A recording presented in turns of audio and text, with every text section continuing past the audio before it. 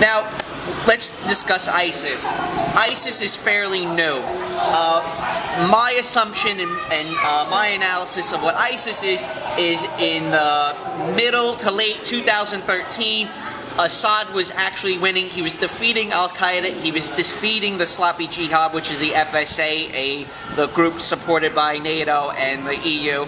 And the situation was fading. It was almost as if it was in the Syrian government's hand, and then out of nowhere, this creature, this behemoth, this caliphate called ISIS started to dominate the region.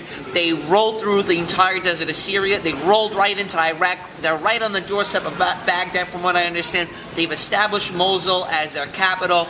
My estimations, it's at least between 80 to 100,000 fighters for ISIS. I'd say that would be a rough assumption on how strong their military, their army actually is.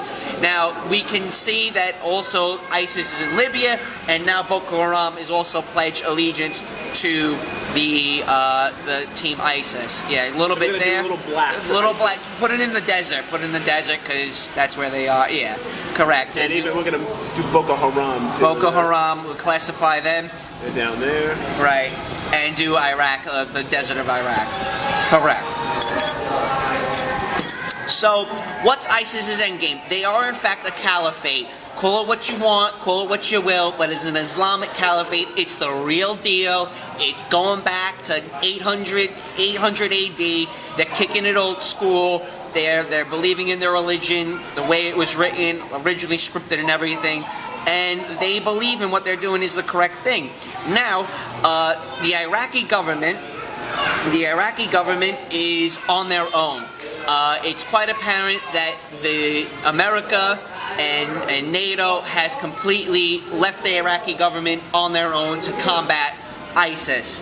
I'm not sure what the alignment is with Iran. Maybe you know a little bit better than I do. Well, this is what I think. Well, we know Iran is providing logistical support to the Iraqi government to go after ISIS. So what I think is that ultimately, what's going to happen? Iran is going to gain more influence in Iraq because since they're on their own, right? They're looking for an ally. And so, what's going to happen is, I think if it's a clean fight between Iran and ISIS, there's no doubt that Iran's going to win. Now, why does this concern the NATO and Israeli alliance? Is that this would provide, if Iran, clear corridor. Yeah, if they get into Iraq, it provides a clear corridor to Israel. And that that provides the impetus for why it's so important for Israel to deny them of a nuclear weapon. Well, they already can. The Iran can already get through Syria. They can cut through Iraq to the top, come through Syria, and come down right through Lebanon into Israel if they wanted to. But the Kurds are up here. The Kurds have been left on their own. The EU and NATO have been giving the Kurds a little bit of support, but the Kurds control a little bit of Turkey, a little bit of Syria, a little bit of Iraq. The Kurds are working somewhat with the Syrian government. The Syrian government has been protecting their main route, their main cities. So, kind of like an Oreo. That's somewhat similar to what the Syrian government's been doing with some border towns with Iraq and Syria and Turkey. Is that the Syrian government is protecting the outer perimeter of the Kurdish towns, and then them two are working, are aligning with each other. You know, the enemy of my enemy is my friend, so to speak. So the Syrian government and the Kurds are working together, and I'm sure the Iraq government and the Kurds are working together too, because they don't want this ISIS thing to keep spreading. Let's keep going. What's next?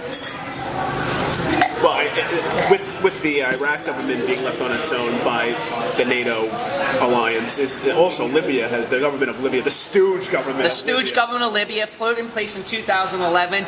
They are now also on their own, and they are fighting ISIS. And they've gone as far as saying that the Greeks have been dropping ISIS fighters off onto their coastline.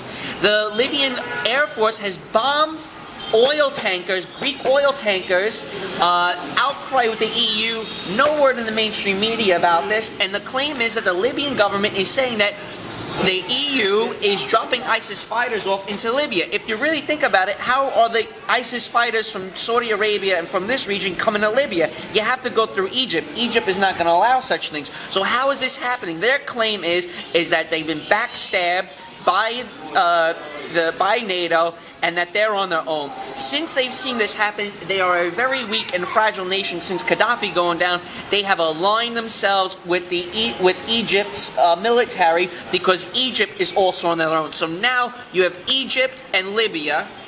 Let's dot that. I'm gonna dot that. And we're going to dot Iraq too, because they're on their own. Those are your countries on your own, okay? No one's helping them, okay? So Egypt has now providing air support to the Libyan government, and the governments have now aligned themselves knowing that they have no support anymore, and they're combating ISIS. Again, Libya's government is stating that the Greeks have been dropping ISIS off onto their shorelines. And one of the consequences of this is that many ordinary Libyans are now fleeing their country on rickety rafts, leaving Libya and attempting to make the journey to the small little island here of Lampedusa, which is owned by Italy, or at least we can say has sovereignty over it.